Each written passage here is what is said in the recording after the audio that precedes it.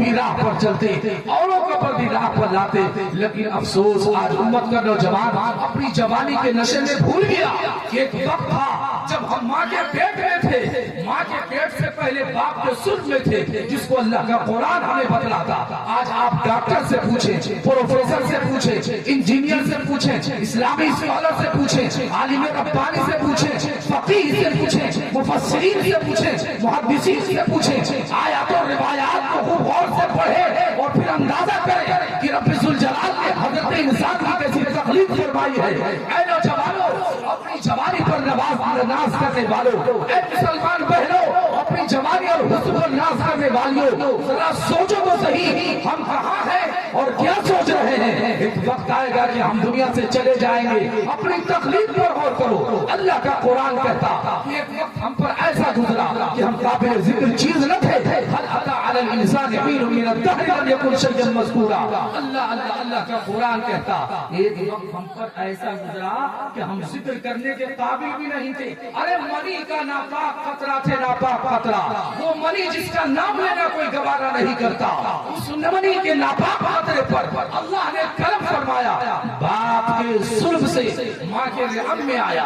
اللہ کا قرآن کہتا ثم خلقنا النطفة علقة فخلقنا العلقة مضغة فخلقنا المضغة عظاما فكسونا العظام لحما ثم انشأناه خلقا آخر فتبارك الله أحسن الخالقين۔ اے نوجوانوں، اپنی جوانی پر ناز کرنے والوں، اے نوجوان بہنوں، اپنے حسن پر ناز کرنے والوں، ذرا سوچو تو صحیح تمہاری تخلیق کیسے ہوئی۔ آج ماں باپ کو بدنام کرنے کے لیے، مسلم قوم کو بدنام کرنے کے لیے یہ نوجوان بہنیں اور یہ نوجوان بھائی سب سے آگے نظر آتے ہیں۔ جس نوجوان کے ذریعے سے مذہب اسلام کو قوت ملی، جس نوجوانوں کے ذریعے سے یہ ملک آزاد ہوا، اور جس نوجوان قوم کے ذریعے سے اس ملک کو ترقی ہو سکتی ہے، آج وہی نوجوان غفلت کی چادر اوڑھے ہوئے ہیں، نہ جانے کس گھمنڈ اور تکبر میں مبتلا ہے، اپنے آپ کو نہ جانے کیا سمجھتا ہے۔ ارے اپنے تخلیق پر غور کر لیتا، بات سمجھ میں آ جاتی کہ اللہ نے ہم پر کرم فرمایا۔ اس کائنات میں کسی اور نے نہیں بلکہ ساری کائنات کے خلاق کے کائنات پر نے ہم پر کرم فرمایا کہ ہم ایک منی کے ناپاک قطرے کو جب ماں کی رحم میں داخل ہوئے تو ماں کے رحم میں خون کا لوتھڑا بنا، خون کے لوتھڑے سے گوشت کا لوتھڑا بنا، پھر گوشت کے لوتھڑے سے جسم بنا، ہڈیاں بنی، گوشت چڑھا، پھر 4 مہینے کے بعد پروردگار عالم کا کرم ہوا، ہمارے جسم کے اندر ماں کے رحم میں بچے کو روح ڈالی گئی، وہ بچہ حرکت کرنے لگا، وہ ماں محنتوں سے اور مشقتوں کو برداشت کرنے لگی، وہ 9 مہینے تک مشقت کو برداشت کی۔ آج بہنوں کو سمجھ میں نہیں آتا، بیٹیوں کو سمجھ میں نہیں آتا، ذرا سی جوان ہوئی نہیں کہ آنکھیں ادھر ادھر دو چار ہونے لگی، کبھی ٹیوشن کے نام پر، کبھی کوچنگ کے نام پر، کبھی کالج کے نام پر، کبھی تقریبات کے نام پر، نہ جانے کن کن چیزوں کے نام پر۔ اے میری بہنوں، اللہ کے لیے سوچو تم کیا تھی۔ اللہ اگر کرم نہ فرماتا شکم مادر میں مر جاتی، جیسا کہ ہزاروں بچے ماں کے پیٹ میں دنیا سے چلے گئے۔ کبھی ایسا بھی ہوا کہ 9 مہینے کے بعد ماں کے پیٹ سے باہر آئے اور اس کے بعد دنیا سے چلے گئے۔ آج ہم پر، ہماری ماں بہن بیٹیوں پر اللہ نے کرم فرمایا، باپ پر شفقت کا سایہ عطا فرمایا، ماں کا مامتا عطا فرمایا، وہ ماں اپنی محبت کے ساتھ بچہ جنتی ہے۔ جنتے وقت اللہ اکبر مرگ و زیست کی کیفیت ہوتی ہے کہ ماں جب بچے کو جنتی ہے اس ماں سے پوچھا جائے، اس وقت اگر کوئی اعلیٰ ایجاد ہو جائے، جدید ٹیکنالوجی کا دور ہے، وہ بھی اعلیٰ ایجاد ہو سکتا ہے کہ اگر ماں کے اندر وہ تھرمامیٹر لگا دیا جائے تو اس سے اندازہ کیا جا سکتا ہے کہ ماں قطع نہیں چاہتی کہ میں بچہ جنوں۔ اتنی درد، اتنی شدید تکلیف ہوتی ہے، مرگ و زیست کی، موت اور زندگی کی کیفیت ہوتی ہے، لیکن وہی بچہ جب ماں کے پیٹ سے باہر آتا ہے، وہی بچی جب ماں کے پیٹ سے باہر آتی ہے تو ماں اپنے بچے کو دیکھ کر خوش ہو جاتی، اپنے سارے غم کو بھلا دیتی ہے۔ مختصر میں بات کو کرتے ہوئے میں یہاں تک پہنچنا چاہتا ہوں کہ مختصر یہ کہ لڑکا بھی جوان ہو گیا، لڑکی بھی جوان ہو گئی، شادی کی عمر کو ہونے لگی، اب اسکول نہیں، اب کالج جانے لگی، اب گھر میں نہیں، ٹیوشن جانے لگی، کوچنگ سینٹر جانے لگی۔ وہ بچیاں بھول گئی کہ باپ کا کتنا احسان تھا، ماں کا کتنا احسان تھا۔ آج یہ نوجوان بچے اور بچیاں ایسے حرکات و سکنات میں اور ایسے افعال و اعمال میں مبتلا ہو جاتی, انہیں احساس نہیں ہوتا کہ ہماری بدکاریوں کی وجہ سے اور ہمارے غلط کام کی وجہ سے ماں باپ کا سر سماج میں اٹھنے کے لائق نہیں رہتا. آج سینکڑوں بچیاں اور بچے غلط قدم اٹھا رہے ہیں, اور وہ بچیاں اور بچے بھول جاتے کتنی محنت اور مشقت سے ماں باپ نے پالا ہے. اے میری بہنوں, اگر اللہ کی رضا چاہتی ہو, اے نوجوانوں, اگر اللہ کو راضی کرنا چاہتے ہو تو اپنے ماں باپ کو راضی کر لو, اپنے ماں باپ کو راضی کر لو. میں قسم کھا کے کہہ سکتا ہوں, جس نے اپنے ماں باپ کو ناراض کیا, ارے ماں باپ کو ناراض کرنا تو بہت دور کی بات, ماں باپ کو تکلیف دینا تو بہت دور کی بات, ماں باپ کو پریشان کرنا تو بہت دور کی بات. کوئی ایسا کام کرنا, کوئی ایسا کام کرنا, کوئی ایسا عمل کرنا, کوئی ایسی حرکت کرنا جس سے ماں باپ کی بدنامی ہو, ماں باپ کی رسوائی ہو, ماں باپ سماج میں سر اٹھانے کے لائق نہیں ہو, اللہ ایسی بچیوں کو اور اللہ ایسے نوجوانوں کو کبھی معاف نہیں کر سکتا. جس نے ماں باپ کو تکلیف دیا, رسوا کیا, ارے ہم کیا سمجھتے ماں باپ کو رسوا کر کے ہم عزت حاصل کر لیں گے؟ کبھی ایسا نہیں ہو سکتا. وہ ماں جس کے قدم کے نیچے جنت بتلائی گئی, وہ باپ جس کو جنت کا بہترین دروازہ بتلایا گیا. افسوس, سب افسوس, آج نوجوانوں نے اور ہماری ماں بہنوں نے اس پر غور نہیں کیا.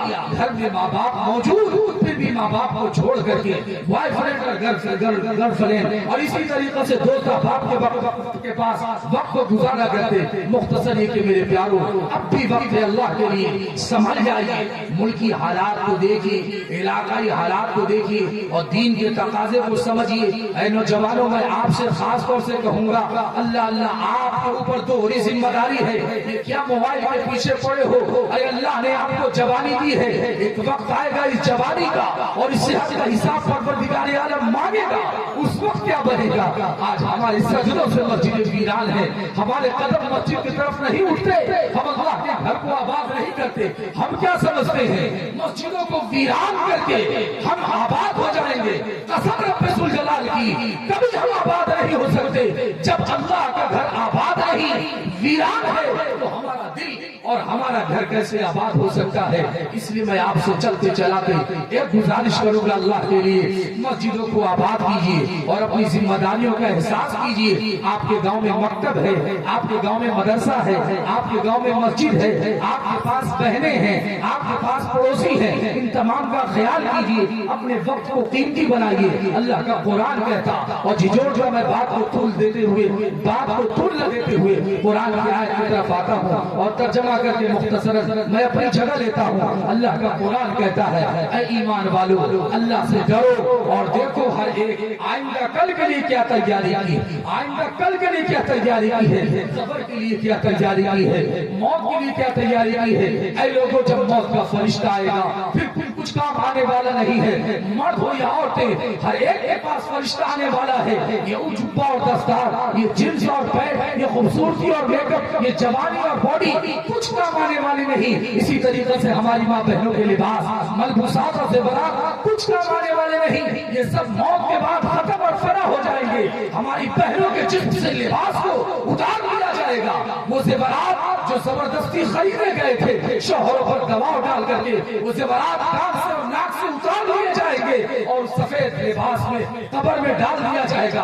اے میری بہنوں اور اے میرے نوجوان ساتھیوں, قبر میں کیا بنے گا؟ اس لیے اللہ کے قرآن نے کہا, غور کرو, ابھی وقت ہے, اتقوا اللہ ولتنظر نفس ما قدمت لغد واتقوا اللہ ان اللہ خبیر بما تعملون. اگر ہم چاہتے ہیں آخرت کے اعتبار سے اور دنیا کے اعتبار سے کام ہونا, تو حضور انور دو جہاں کے پیغمبر محبوب رب اکبر شافی نشر صافی کوثر حضور رحمت للعالمین, جن کا اشارہ بھی دی, جن پر ہمیں اور آپ کو یقین, جناب خاتم النبیین محمد رسول اللہ صلی اللہ علیہ وسلم, جن پر ہمیں اور آپ کو یقین ہے. آقا دو جہاں نے ارشاد فرمایا, امام بخاری رحمۃ اللہ علیہ نے اپنی صحیح میں کتاب الایمان جلد اول صفحہ نمبر 6 پر باب حلاوت الایمان کے ذیل میں یہ حدیث نقل فرمائی اور فرماتے ہیں, ثلاث من کنا وجد حلاوت الایمان, یہ تین باتیں جس شخص کے اندر پائی جائیں گی پروردگار عالم انہیں ایمان کا مزہ, ایمان کی حلاوت, ایمان کا ذائقہ اور مزہ عطا فرمائے گا. اللہ اللہ, تو کون ایسا ایمان والا ہوگا جو یہ نہیں چاہے گا, کون ایسی بہن ہوگی جو یہ نہیں چاہے گی کہ ہمیں بھی ایمان کا مزہ نصیب ہو جائے. آج تو بریانی کا، قورمے کا، رسگلے کا اور نہ جانے کیسی کیسی چیزوں کا مزہ ہمیں معلوم ہے. نہیں معلوم ہے تو ایمان کا مزہ نہیں معلوم ہے. اے لوگوں، صحابہ کرام کو ایمان کا مزہ معلوم تھا. وہ علماء جنہوں نے اس ملک کے لیے، مذہبی اسلام کے لیے اپنی جانوں کو قربان کیا، انہیں ایمان کا مزہ معلوم تھا. اگر ایمان کی کیفیت معلوم کرنا ہو تو سیدنا صدیق اکبر سے پوچھو، فاروق اعظم سے پوچھو، عثمان غنی سے پوچھو، علی المرتضیٰ سے پوچھو، اور آ جاؤ میدان کربلا میں پہنچ جاؤ اور سیدنا حسین ابن علی سے پوچھو کہ اپنی جان کو قربان تو کر دیا اللہ اکبر کربلا کے ریگستان میں، لیکن ایمان کا سودا نہیں ملا. اے نوجوانوں، افسوس ہوتا آج ذرا ذرا سی بات پر ایمان کے لٹیرے ایمان کو لوٹنے کی بات کرتے. آج نوجوان بھاگتے نظر آتے. ایمان بات کو سمجھتے ہوئے آخر میں یہ بات کہنا چاہتا ہوں، یہ فتنے کا دور، یہ فتنے کا دور، یہ فتنے کا دور. اس فتنے کے دور میں مرد و عورتوں کے ایمان لوٹنے کی بے شمار طریقے دنیا میں رائج ہو چکے ہیں اور لوٹیرے تیار ہو چکے ہیں. ان میں سے ایک فتنہ شکیلیت ہے. فتنہ شکیلیت جو شکیل احمد خان دربھنگا کا رہنے والا، جس نے چند سالوں کے بعد، چند سال پہلے جس نے مہدی ہونے کا دعویٰ کیا، پھر عیسیٰ ہونے کا دعویٰ کیا اور اب نبی ہونے کا دعویٰ کر دیا اور کہتا ہے کہ عیسیٰ مسیح میں ہی ہوں، مہدی بھی میں ہوں، عیسیٰ بھی میں ہوں. اس کو عیسیٰ مان لینا گویا کہ نبی مان لینا.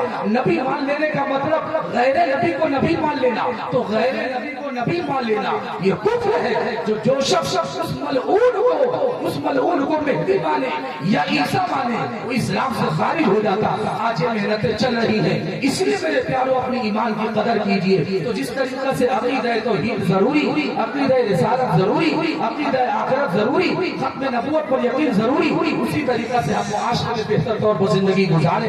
تو اس کے لیے سب سے پہلی چیز اللہ سے توبہ کیجئے اور اللہ کے گھر سے تعلق قائم کیجئے. اور میں آپ سے اور اپنی ماں بہنوں سے گزارش کروں گا، اے میری ماں بہن، اللہ کے لیے آخرت کی فکر کیجئے اور اپنے ماں باپ کی قدر کیجئے. باتیں تو بہت ساری تھی، کہنا بہت چاہ رہا تھا اور آیا تھا سوچ کر کے، لیکن ہوتا وہی ہے جو رب چاہتا ہے. علماء کافی ہیں، وقت بالکل مختصر ہے اور حالات بھی ایسے نہیں. آپ حضرات کا بیٹھنا اور آپ کی پیشانیوں کا بل یہ بتا رہا ہے. مولانا جلدی رخصت ہوئیے ورنہ میں اٹھ کر کے چلا جاؤں گا. میں اللہ سے دعا کرتا ہوں، یا الہی آج ہم صدیق سا امام پیدا کر، عمر فاروق سا کوئی جلی انسان پیدا کر، جہاں سے تم حیا ہو وہاں عثمان پیدا کر، علی المرتضیٰ شیر خدا کی یاد پیدا کر. آمین. وآخر دعوانا الحمدللہ رب العالمین.